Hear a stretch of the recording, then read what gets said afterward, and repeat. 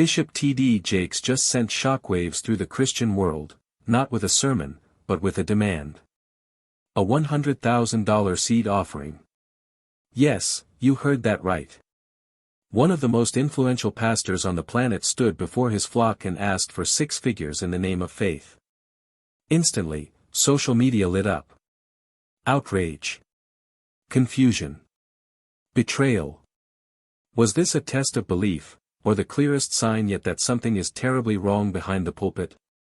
Some are calling it spiritual extortion. Others say it's the final straw. And now, even long-time believers are walking away, questioning everything they once trusted. What exactly did Bishop Jakes say? Why are respected voices in the church speaking out? And is this the beginning of a much larger fall from grace? What you're about to hear may shake your faith in more ways than one.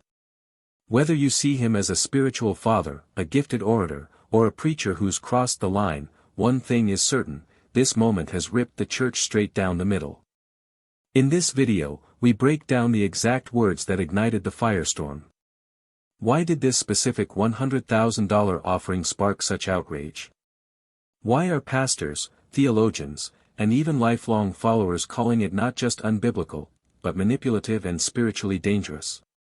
We'll reveal the exact moment Bishop T.D. Jakes made the demand, the stunned reaction from the crowd, and the wave of backlash that followed. From accusations of prosperity gospel abuse to the eerie silence of his usual supporters, the fallout is massive. Some say this isn't just a controversy, it's a reckoning. A moment that could reshape how millions view spiritual authority in America. And just wait until you hear who's speaking out, and who's suddenly nowhere to be found. The sanctuary was packed. The cameras were rolling. The energy was electric. But no one, not even his most devoted followers, could have predicted what Bishop Jakes would say next. It happened during a high-profile leadership summit at the Potter's house, a moment that no one saw coming.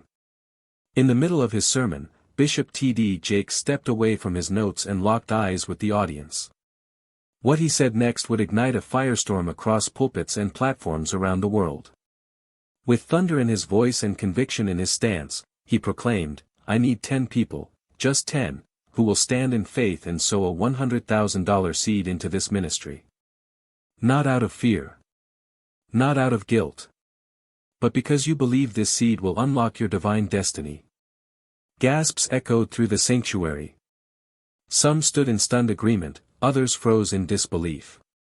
And then came the final blow: this is for kingdom builders only. For those who understand that faith always comes with a price. The moment was live. It was raw. And within minutes, it was clipped, reposted, and dissected across TikTok, Instagram, and X. The views soared into the millions, but so did the outrage. Pastors, theologians, and regular Christians all started to say that it was a clear case of spiritual abuse. People who used to admire Bishop Jakes were now doubting what he was trying to do. Somebody wrote, "I used to respect Bishop Jakes. But $100,000? That's not faith. That is an official business deal." Others justified him by saying that these kinds of seed offerings are allowed in the Bible and are not required. But there's a catch. Jakes had asked for big faith seeds before, but this was by far the largest amount that had ever been made public, and it couldn't have come at a worse time. Millions of people were hurt by rising prices, job loss, and the housing crisis, so many people thought this was a tone-deaf move that did more harm than good for the body of Christ. It wasn't long before news starts coming in. People don't like Bishop Jakes' 100,000 seed. Truth or lies? T.D. Jakes is being criticized again. Does the wealth gospel finally fall apart? So, what's the real story behind this $100,000 seed? Is there a religious reason for this? Or is this another case of power and platform taking over the Bible? Lots of people thought Bishop Jakes' $100,000 ask wasn't just a big ask. It was a line in the sand for the spirit world. Some people liked the idea of sowing into rich ground, but others quickly called it unfair, manipulative, and most importantly, not in line with the Bible. I understand how you feel, but let's get down to the facts. What does the Bible really say about giving money, especially a gift this big? Giving is stressed a lot in the Bible, but it never talks about specific amounts of money that are linked to blessings, miracles, or God's favor. Paul says in 2 Corinthians 9 verse 7, "Each of you should give what you have decided in your heart to give, not because you have to or because you don't want to, because God loves a cheerful giver." Not under compulsion is the most important word. That's where a lot of people thought Jake's case went too far. By calling for a $100,000 gift as a requirement for building a kingdom and making it sound like only true believers would make such a sacrifice, he was dangerously close to spiritual coercion. Number of well-known Christian experts have spoken out, such as Dr. Eric Mason, who wrote on Twitter, "Sowing is biblical, but tying a specific figure to divine results is dangerous and misleading." Jesus never put a dollar amount on being a student. It's not just scholars either. Regular Christians who were having a hard time making ends meet were furious. "I faithfully give to my church every month," one user wrote. "Because I'm not rich, you're telling me that my $500 isn't faith?" There are many pros that are linked to the prosperity gospel that say the more you give, the more God will bless you. But this view has been criticized as a distortion of biblical truth by many, even major evangelical leaders. The main problem with Jake's way of doing things is that he's not just a speaker. He has a name. His name is very valuable. His church owns property, works with the media, holds workshops, and makes its own products. In this case, when someone asks for six-figure faith seeds, it's a red flag. This has to do with money or the ministry. Take a look at the numbers. It is thought that Bishop Jake is worth more than $20 million. About 30,000 people around the world are members of the Potter's House. His many businesses, including movies, books, and speeches, bring in millions of dollars every year. So, when he says 10 people need to give $100,000, it's clear why the ministry is in such bad shape. Is there a new job? Or is this just a way to keep the company financially strong? People are worried because there has been no official statement or breakdown of the funds, but some reports say they are meant for a new media project. Today, everything in church is open and honest. And because of social media, people are holding politicians more responsible than ever. People aren't questioning giving, that's the thing. They're not sure what they're giving to. In this case, a lot of people say, "We still don't know." Things get even worse from here on out. Someone who used to work at the Potter's House just came forward with receipts, emails, and private texts that say this push to offer has been planned for more than a year. It's not the only one either. Just as the fuss over Bishop T.D. Jake's $100,000 seed offering was beginning to die down, someone who used to work in the church came forward. What they said blew the lid off of a situation that was already very hot. Exclusive documents obtained by church watchdog pages and gospel blogs say that the six-figure seed campaign wasn't spontaneous or prophetic, but rather planned months in advance by a whistleblower who worked as a mid-level coordinator on the Potter's House event planning and finance team. Let us break that down. Staff apparently talked about going after high-earning donors for bigger giving opportunities in internal emails that were leaked and go back more than 9 months. Kingdom Elevation, a campaign code meant to get $10 million from 100 donors, suggested tiers that ranged from $10,000 to $100,000 or more and came with special access to Jake's top events, business masterminds, and front-row seats at leadership summits. If this is true, it means that the moment when the $100,000 was offered wasn't inspired by God. It was part of a plan to raise money that had to do with what the source calls faith branding. The person who spoke out but asked to stay anonymous told a separate podcast, what people saw on stage wasn't spirit-led. It had been practiced. Backup speakers were even ready in case Bishop didn't get a strong response. Even worse, the insider said that donors in these higher levels were secretly given private prophetic advice from ministry leaders. This is very similar to pay for prophecy, which is strongly opposed by all Christian groups. And this is where things get even worse. The papers are said to show that less than 18% of the money raised in a previous legacy seed effort went to the building project it was meant to help. The rest was used to pay for ministry travel, production upgrades for Jake's media company, and honorariums for famous people who came to talk. Let's take a short break now. These uses are not against the law, but are they moral? People who used to be members, theologians, and even other preachers are asking this question more and more. A well-known leader in the church even said, "We've lost the gospel when the offering looks like a country club membership where only the rich can get the profit." As soon as this information got out, Jake's PR team stopped talking. There was no public comment, denial, or effort to explain the 100 keg faith seed moment. There was also radio silence. And the quiet is becoming more noticeable than the words.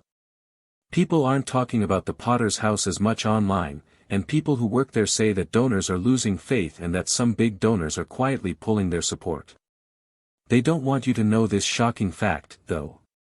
A person with knowledge also said that a second part of this offering plan was set to happen this fall, aimed at wealthy Christian businesswomen, entrepreneurs, and market leaders at Jake's annual conference for women's empowerment. After the backlash, that campaign was allegedly thrown out. What will happen next? After Bishop T.D. Jake gave a $100,000 seed offering, things changed in more than one moment or lecture. It's starting a national talk about how faith, money, and power affect each other. These days, weeks after the video went viral, we're beginning to see the real effects. First, let's talk about how people see Bishop Jake. People used to admire Jake for his spiritual understanding, eloquence, and wisdom. But now, not only the secular media but also people in the church are harshly criticizing him. Concerned gospel blogs, Christian YouTubers, and even other preachers have spoken out against the move, calling it spiritually risky, tone-deaf, and dangerously elitist. An internal social media report shared by the Church Exposed Twitter account showed that activity on T.D. Jake's official pages dropped by 38% in the week following the scandal. During 48 hours straight, hashtags like Jake Scandal and the Black 100K Seed were all the rage. The number of negative comments went through the roof, with thousands of users demanding responsibility. Also, the Potter's house itself was changed. Sources inside the megachurch in Dallas say that participation is down, not by a lot but enough to make people look twice. Reports say that regular members are questioning leadership and demanding openness. Some old donors have also stopped giving. A leaked direct message from a church member said, "I've been a part of this ministry for 12 years, but this just feels different. I didn't join a club for spiritual elites. I agreed to follow the truth." It's not just about T.D. Jake either. The national backlash against the prosperity gospel movement has started up again because of this debate. The prosperity gospel movement says that big money seeds can unlock divine favor and that wealth is a sign of faithfulness.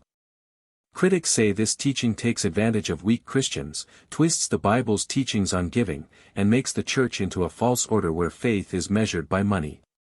In fact, a number of Christian scholars are now asking for an accounting of the money that goes into the American megachurch culture.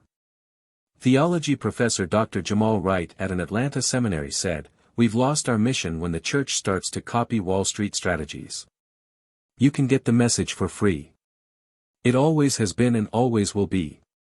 The most shocking impact might be in Jake's own group, though. In the weeks since the event, a number of guest speakers and former co-workers have taken a step back. One source says that at least 2 well-known people have dropped out of future events because they are afraid of the backlash from the public and the lack of clarity about what is right and wrong. Even news outlets are paying close attention. Streaming partners, Christian conferences, and event sponsors are apparently taking a close look at their relationships with Potter's house and Jake's media brand. Actually, even Oprah Winfrey's network has taken down old ads for Jake's events that they used to show on their show. Random event? Perhaps. Planned separation? Most likely. But it gets even more serious here. It's not just haters who are speaking out louder. They used to be believers. People who used to believe in the word of sow and reap are speaking out. It's not that they no longer believe in God, but that they feel betrayed by men who use his name to make money. TikTok users are talking about how they sowed faith seeds that broke them and left them emotionally empty. A lot of podcasts are talking about the religion of giving and how it's been messed up. Many young Christians want their churches to be more godly, open, and easy to get to. Now we come to a very important question. Now what does Bishop Jake do? Is his church going to make it through this? Can he get better? Or has this moment changed the way everyone sees him for good? You should have seen the trend by now. It started out with a shocking $800,000 seed supplying.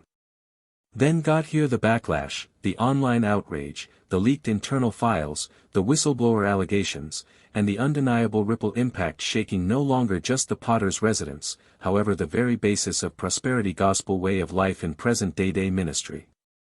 Permits be honest, this wasn't pretty much one offering or one preacher. It uncovered something a good deal larger, a gadget that has for decades blurred the traces between religion and monetary manipulation. And now that machine is being referred to as out and rightfully so. Bishop T.D. Jakes has lengthy been respected for his preaching, knowledge, and leadership. But this moment has validated that no chief is above critique, mainly once they maintain such big effect over the spiritual and economic lives of tens of hundreds of people. What makes this one of a kind from past controversies is the extent of publicity. People are now not whispering their frustrations in non-public church meetings. They're going stay, posting receipts, sharing testimonies, and annoying solutions. And that they should do to the fact whilst the word of God becomes a sales pitch, and when sowing into ministry sounds more like buying a blessing, we've got entered risky territory. The gospel was never intended to be offered. And here's the question we want to ask ourselves as believers, as viewers, and as part of this digital generation. Are we following Jesus or personalities? Are we giving in faith or being forced into religious debt? Are we constructing churches or empires? If this second has taught us something, it's that responsibility inside the church isn't non-obligatory. It's biblical. Leaders ought to be held to the same standard they pontificate from the pulpit. Transparency isn't persecution. It is safety for the people and for the assignment of the gospel. And for folks who still help Bishop Jake, it's your choice. But ask yourself, is he inclined to come back ahead and explain what occurred, how the cash might be used, and why that unique quantity turned into requested? Because silence in this weather isn't always simply suspicious, it is damaging. As this story maintains to unfold, we will be following every replace from public statements, if any come, to additional insider leaks and the long-term effects at the Potter's residence and Jake's ministry emblem. In case you've made it this a ways, you recognize how crucial this conversation is. Drop a remark below. Do you believe the $100,000 seed presenting become biblical or a step too far? Destroy that like button in case you believe monetary transparency inside the church subjects. And do not forget to subscribe and activate notifications because this is not the last we've heard approximately this example. And agree with me, you may not want to miss what is coming next. Share this video with a pal, your prayer institution, or someone who has been wondering church finances currently. The extra we talk approximately it, the nearer we get to